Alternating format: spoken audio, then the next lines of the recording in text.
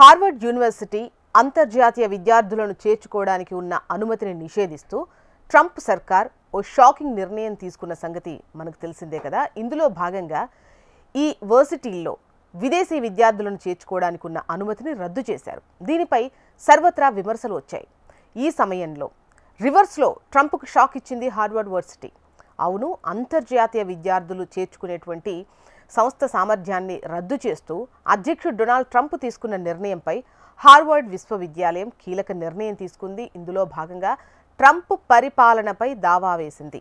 Trump తీసుకున్నటువంటి తాజా నిర్ణయాన్ని అమెరికా రాజ్యాంగంతో పాటు ఇతర చట్టాలపైన స్పష్టమైన ఉల్లంఘనగా అభివర్ణించింది.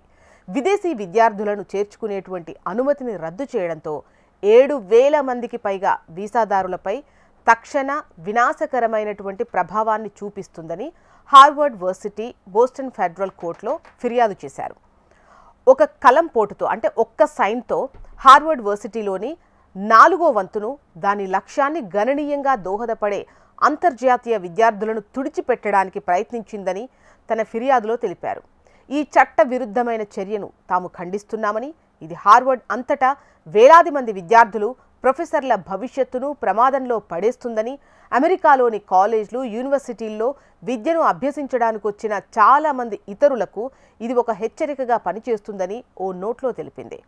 ఇక తన విదేశీ విద్యార్థుల కోసం హార్వర్డ్ తన శక్తి మేరకు ప్రతిదీ చేస్తుందని ప్రతిజ్ఞ చేసింది. కాగా హార్వర్డ్ విషయంలో ట్రంప్ సర్కార్ తీసుకున్న తాజా నిర్ణయంతో సుమారు 7,000 మంది విదేశీ విద్యార్థులు ఎఫెక్ట్ అవుతారని అంటున్నారు. ప్రస్తుతం యూనివర్సిటీలోని మొత్తం విద్యార్థుల్లో 27% ఉన్న విదేశీ విద్యార్థులపై ట్రంప్ తాజా నిర్ణయం తీవ్ర ప్రభావం చూపుతుందని అంటున్నారు. ఈ నేపథ్యంలోనే ఆ 7,000 మంది భవిష్యత్తు గురించి ఆలోచించాలని కోరుతూ ట్రంప్పై దావా వేసింది హార్వర్డ్ యూనివర్సిటీలోని సుమారు 7,000 మంది విదేశీ విద్యార్థుల్లో దాదాపు 788 మంది మన భారతీయ విద్యార్థులున్నారు.